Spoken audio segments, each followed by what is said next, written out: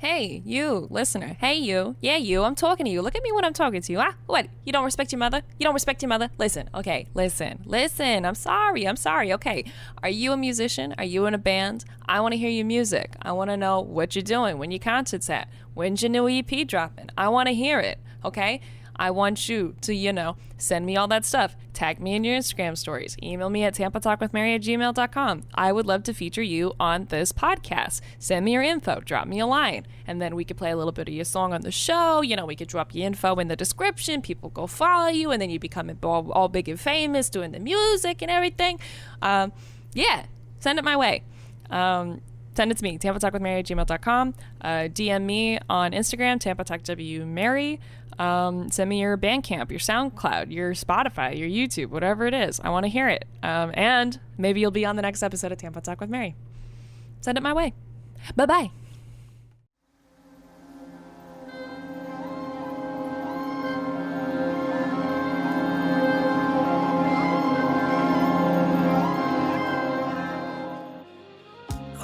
Hi, welcome to Tampa Talk with Mary. Welcome to the show that only airs once a month. Quick story. So, this happened to me in real time. This is just moments before my current period is about to begin. I was in the shower, and with my period brain, I shaved my nipple. Yeah. Shaved my nipple. It hurt real bad. It started bleeding. I've never done that before. It was not pleasurable. And I put two little band-aids on my little nipple. And she ain't cute. She's not cute. It looks like I got one titty now. And the other is out of commission. The thing that I am really scared for is one, scab on my boobie, and also removing these band-aids from my nipple will suck real bad. Not good. But anyway, I'm so excited for this artist feature, what it do, baby. With this episode, we had Bly Wallentine. Bly is in Utah. Bly is spectacular. I'm so excited for this interview. If you want to, as you're listening to the episode, you're like, oh my gosh, I love Bly. All of the information for Bandcamp, social media, they are all there. So you can go follow Bly on Instagram. You can go support them on Bandcamp and do the works. But yeah, I'm really excited for this interview. They were super easygoing. I was really trying to scheduling this. I was a mess, and they were so understanding and so wonderful and so nice. So without further ado, here's the interview. But no, you're good. This is always the awkward part, is bringing the third person into the room. We see each other, we know each other. But for listeners, I love if you just kind of gave us a brief introduction on, you, where you're at, that kind of stuff. Okay, yeah, totally. So I'm Bly. I live in Utah. I hang out here and make music. I do record production stuff, and I don't know, hang out with my cats and friends. I like to organize. Well, it's been hard with COVID, but I kind of like to organize like a year and a half ago or so, I put together a little community orchestra. I really like to sort of gather people and sing and play music together when I can, but it's been kind of hard lately with COVID, Yeah. But I sort of see music as a really awesome, important means to healing individually and collectively, and yeah, I don't know, it's just a cool way to connect with people, Yeah, and I think you're I love your social media presence. You talk about that a lot. Of just everyone needs to I'm not going to summarize your messages, but it's all good. Yeah, for sure. Just really refreshing. I feel like cool. I would go to the internet for news and memes, But then it would just Yeah, be totally. memes about the news, and then I'd get your stuff, and I was like, Yeah. oh, okay, like we're Oh, good. I'm glad. Yeah. Yeah. I mean, I think it's important to like, I don't know. Maybe it's important to like stay connected to the world and what's happening, because that's part of us, and we're part of that, you know. And but also like, I don't know. It becomes so easy to like indulge the tendency to just like steep in all the destruction and negativity, and not that we need to avoid or numb ourselves to that, but we need other things too. There needs to be some sort of balance in our life. So. Yeah, 100%. Which Yeah. is, I mean, like you said, it's harder and harder to find, I think, these days. Yeah, it is. Yeah. Yeah, which is why I don't know. There's so much like everyone trying to make sense of the world, and it's totally, of course, that's what we're trying to do. We're trying to make sense of a world that is like sort of weird and fucked up in ways, you know. It Yeah. feels broken in ways, but then I don't know. I think that's probably part of why I find myself like um sort of uh attracted to nonsense, you know, because there's so much fucking trying to make sense of shit, and uh sometimes you just got to be like, fuck it, I'm just gonna make sounds with my mouth and see what what occurs, you know. Yeah. This I don't think this is necessarily with your intention or not, but like there like say certain music videos or things that you would do, like Yeah, the same yeah. idea of Adult Swim. Yeah, totally. I Which mean, I think I love. a lot of the Adult Swim. Oh yeah, have you ever watched Off the Air?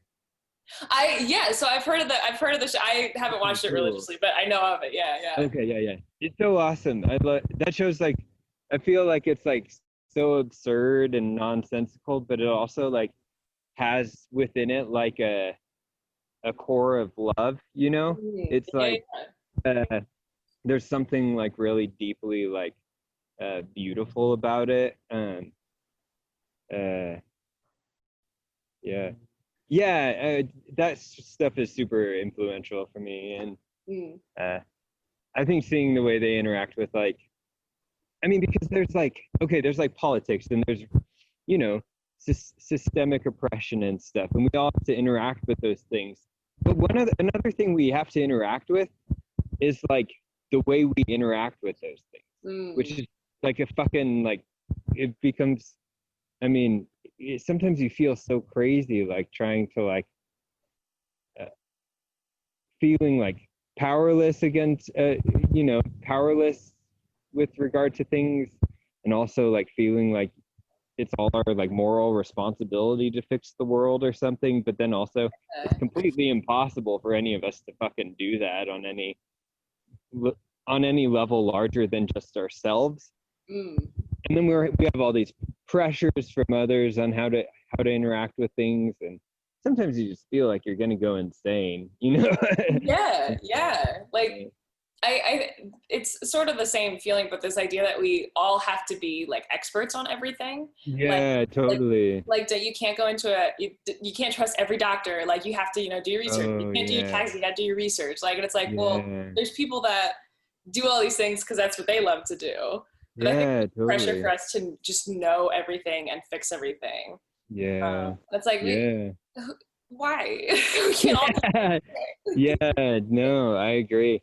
But one thing we can know really, really well is ourselves.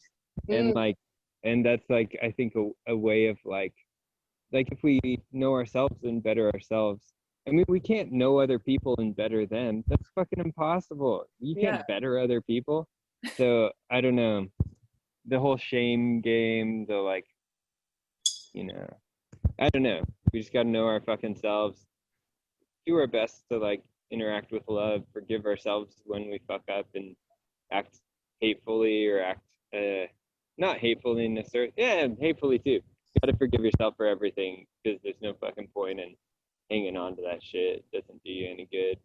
Get caught up in it. Anyway, sorry, I'm just blabbing. No, Sweetheart, this is a podcast, so this is the Oh yeah. whole thing. Yeah. We're just supposed to blab. That's We right. love blabber. Yeah. There's been times where like I everyone that's come on the show I've loved everybody. There's times where it's the us just sort of like talking before the interview, and it's like, Totally. this, and then the camera and the mic comes on, and then suddenly it's like dead silent. Awkward. Yeah, totally. That makes sense. The thing we were just doing. It's just now. Yeah. That makes sense. Yeah. But you sort of got into it a little bit. The most basic and generic question, which said you had. Yeah. The what's your story question. Yeah, totally. But I guess. Oh God. So to not because it's so vague. No, it's totally. How do you like connect? Say your worldview and where you add, and then your like just interest in music, all these different instruments and sounds and things that you do. How does this? How do you come to that? And how does that further get you to come to the genre of psychedelic pop? Oh yeah, that's a good question. Well, I think a big part of there are a lot of worldviews involved here, sort of coming together, which like inform my music. I think some of my approaches to like existence are, and this is just like natural tendencies towards exploration. Even, and this has to do with like what you were saying about everyone being expected to be an expert on things. I sort of feel like everyone is an expert on fucking absolutely goddamn nothing, because we all think we know shit, and then you wait 5 years and everyone knows the exact opposite of what we knew before, like and so a big part of like my approaches to like art and music creation comes from like from a place of uncertainty, where uncertainty is valued, and like I don't know how to do things. I don't know how to create music, and because if I knew how to create music, then I would get stuck in a certain way of creating it. So I think like allowing myself to just explore it and like unlearn what I've known, unlearn my processes, try new processes, do things in different ways. And that experimental approach is like, I think, a big part of it. And it's a sort of, I think the reason that is such like a big part of psychedelic music is, psychedelia is all about like, it's like childlike in a big way. It's that inner child, which just sits down at the piano and slams its hands on the keys, and it just enjoys it all because all of the sound is beautiful to it, or interesting, or even the ugly sound has value to the child, And so I think like to me that stuff is really important to me, just like valuing all sound and all people and things and all creation, it's, and doing my best not to evaluate it as good or evil. And I think that or good or bad, Yeah. That's like a human tendency. That's like a pretty early process of ego, is the evaluation. But I think if I'm getting, I don't know, maybe I've been working on unlearning those things for a long time, and I seem to be more is like neutralizing things, like allowing them to just be neutral has become more natural to me now, I think. Or like maybe it was always natural to me, but I wasn't like behaving naturally or something. I don't know. Does that all make sense? Yeah. And, okay. Yeah. And I think what I really like about your music is that, one, I hear it and like from a lot of like, especially like I love The Purpose of Dancing, and I love, but it's just something something I really enjoy out of a lot of your music, that the feelings it invokes in me is introspection. Yeah. Like, and Oh, totally. I think that that's really difficult for a lot of people to do. But Yeah. even with like doing it without an agenda, you know, like I'm Oh, not yeah. looking into myself because I need to, you know, assess my entire childhood trauma, Oh, understand yeah, social issues totally. now, but just who am I and Mm. what have I been taught to consider valuable, you know, like starting. Oh, that's awesome. So I love that. Um, Cool. Oh, I'm glad it had that effect. That sounds wonderful. Yeah, Yeah. because I think I just, and this like transitional period in my life too, where it's just you know, listening to this and then uh, coming to terms with being happy with the person that I was and the person that I am. Mm. And Mm. like introspection and forgiveness, I think is a lot of Yeah. what I get. And Cool. I think you're also doing something that if the way you're approaching music, if people didn't do it, we wouldn't create new genres of music or new styles of music Yeah. because we're taught to Totally. consider that this is the only acceptable way to do something. Mm. Like if people didn't really push the limit, we probably wouldn't have, you know, I think rap is probably like one of the newer styles over the past over 20 years or whatever. Like we wouldn't Sure. even Yeah. have or you know, like you said, psychedelic music. Like we wouldn't have any of that if people didn't Yeah. push the envelope, um, or not necessarily like push the envelope, but you know what I mean. Like just being more open to unconventional approaches to music. Yeah, for sure. And I think about that sort of thing, and I do think there's like a natural development of, you know, I mean, I think it's just human nature to get bored with things. Yeah, Uh, and and that's true for like, yeah, like senses of tonality or rhythm or what is like viewed as like music altogether. Like, yeah, um, yeah. But I'm really glad it had that effect. The album had that effect on you because I think about things like therapy and, you know, talk therapy and that sort of thing seems, you know, it seems like a lot of people are getting a lot of good things out of that.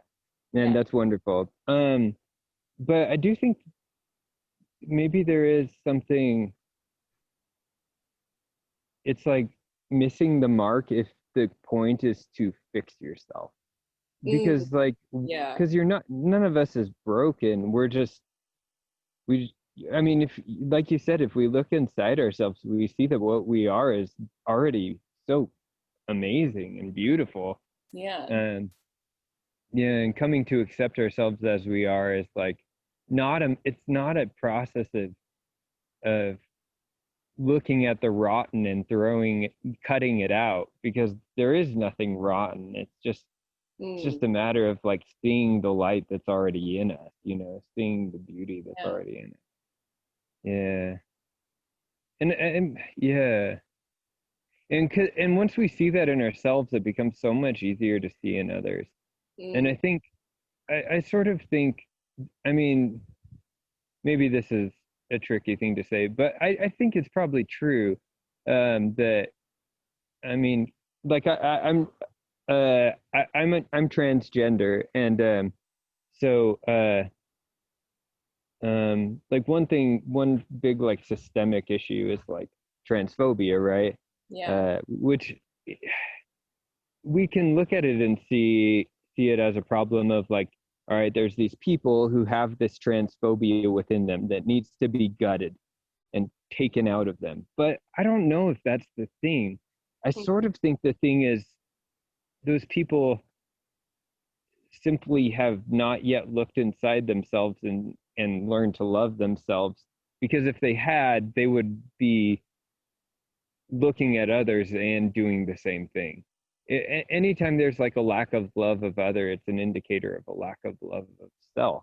mm, Um, yeah, and so I don't know. It all seems to like, it seems like many of the systemic issues can be solved through individual healing. mm, Um, but I don't know. I mean, obviously that it's not that simple. I think that's a reduction, but yeah, I don't know. yeah. And I think to even more simplify the idea Yeah. is that people learning empathy in a way. Uh-huh. Yeah. Like for themselves, and just sitting in, well, one, your own shoes, and then other people's shoes. Right, right. But I think we're so inclined to first think negatively, that Yeah. accepting and loving ourselves and our mistakes, and or even just just the life that we've lived up until now is very difficult Yeah. to do, and we're not taught to do that. Yeah. And I don't know why. I don't know why we're not taught to do that. But Well, I mean, I assume it's just because the people teaching us also don't know how to do yeah, it. It's I think that it's a problem of like, not a problem, but it's the nature of the divine composite creature, is that it doesn't know if it's like acceptable for it to be the way that it is. And this is like uh yeah uh I had a vision one time where I was like this like fetal creature engulfed in like a thick like amniotic fluid. So it was sort of like an in the womb kind of vision, and I was just surrounded by blackness. Like my sort of interpretation of it is that I had just been like born out of chaos, and I was sort of like the universe, just born out of chaos, and I was the only thing there. So I was like, all right, what am I? yeah, Is it okay that I'm here? Am I harming anything by being here? Like, what is it okay for me to be here? And I guess so. And I think that must be a core, like an essential characteristic of self, which is like a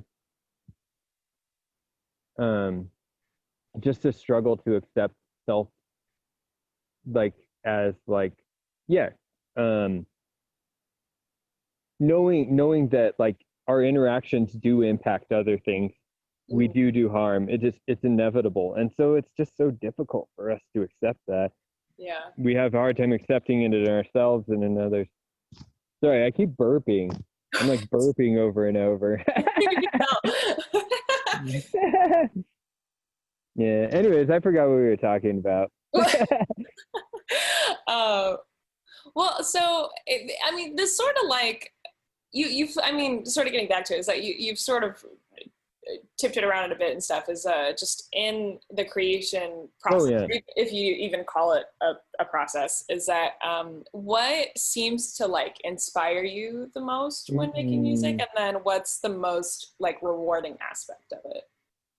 Yeah. That's a good question. Let's see. What inspires me the most when creating music?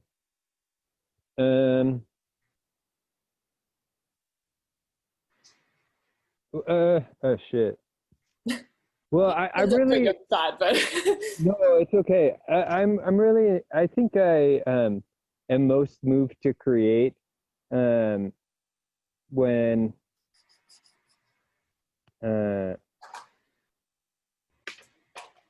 I mean really it just feels like such a natural process. Like if I hear a sound that is interesting to me or beautiful to me, and then I want to interact with it, see how my body interacts with it.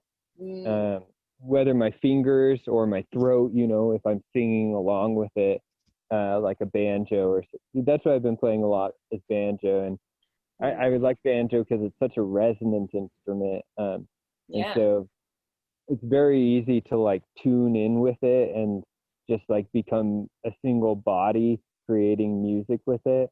Or like this like pipe I've been singing in at Slate Canyon. It's just like such a resonant instrument. Just go inside of it, sort of fuse being with it, create sound with it, Yeah, so that's been really fun for me. I also really like just like because like thinking is so hard.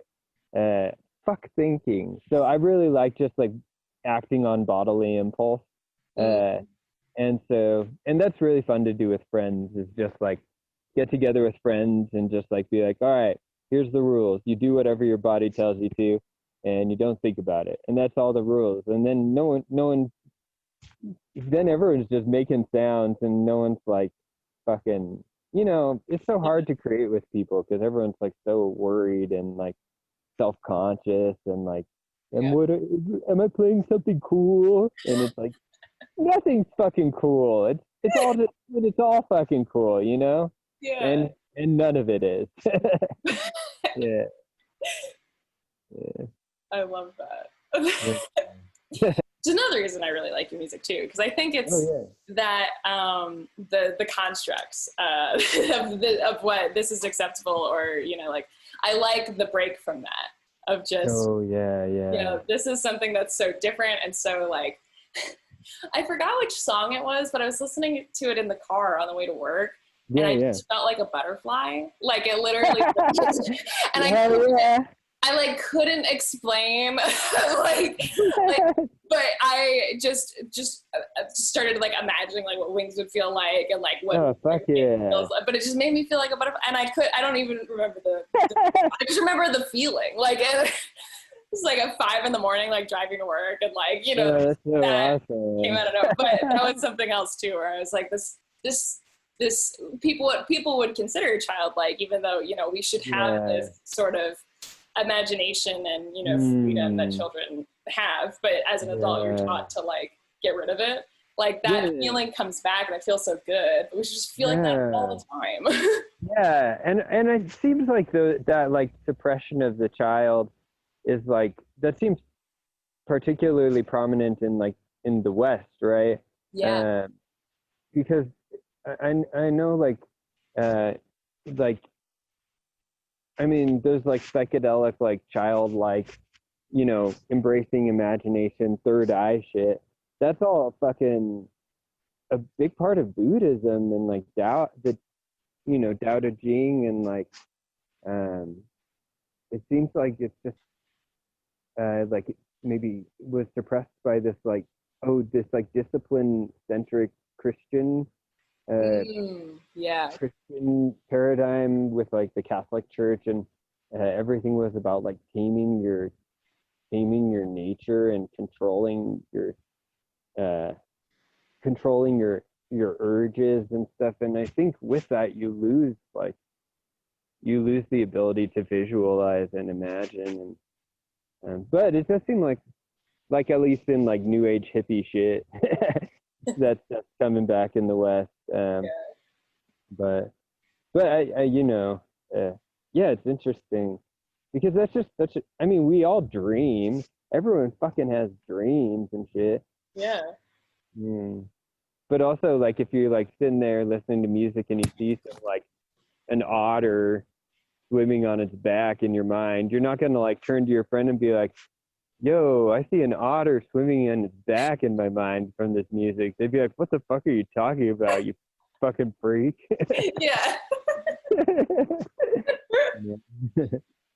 So, oh gosh. Okay, so now we're getting close to when the Zoom might cut me off here. So okay. Not great. But right. I'm sure we could talk forever. I love you're so wonderful. You too. Thanks for chatting with me. Let's be friends all the time. Hell yeah. But real quick, so I'll put in the description of this episode. You sent it to me when we featured your song in a different episode. But where can we just remind everybody, where can we find your music? Where can we see you? Yeah. So I think if you're looking for my records, check out blywallentine.bandcamp.com. That's the place I prefer to people to check out my music. But Spotify and Apple Music, just search Bly Wallentine. For like goofier, weirder shit, you can follow me on Instagram or highly recommend.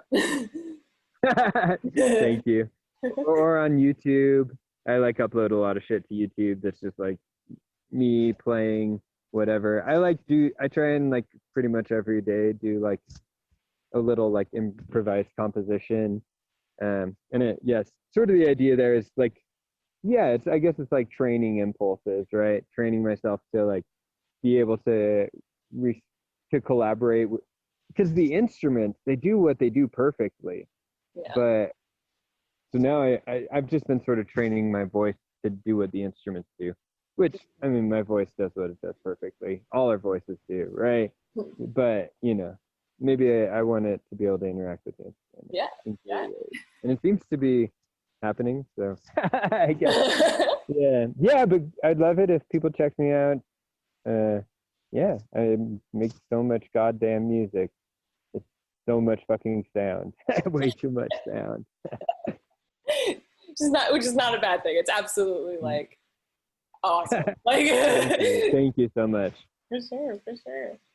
Well, cool. Well, well, thank you for doing this. This is so. Thank you. It was really nice to like meet you properly. And that was Bly. Oh, so nice.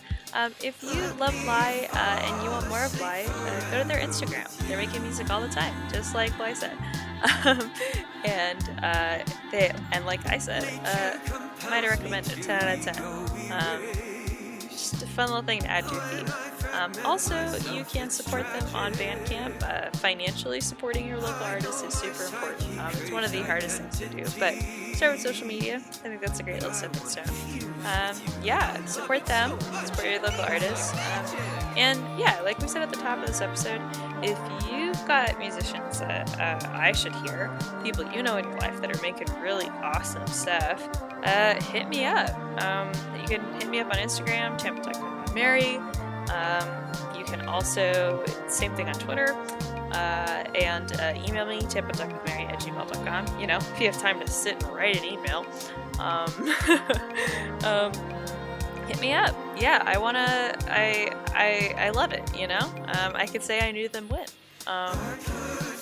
But I think our takeaway here is just to be less judgmental overall, you know? And I think that especially applies to self. I think that was the biggest lesson why. I think it's, well, one, I think introspection is really hard. But with that comes self-love and acceptance and just, you know, like, be who you want to be, you know, and your mistakes and your good choices, your bad choices, like, they all make up the beautiful you. And, you know, accept the beautiful you in the wholeness that you are. I think Bly taught me that more than anything. I do, yeah, girl, big time, struggles with that. Yeah, real bad. But, you know, we learn and we grow every day.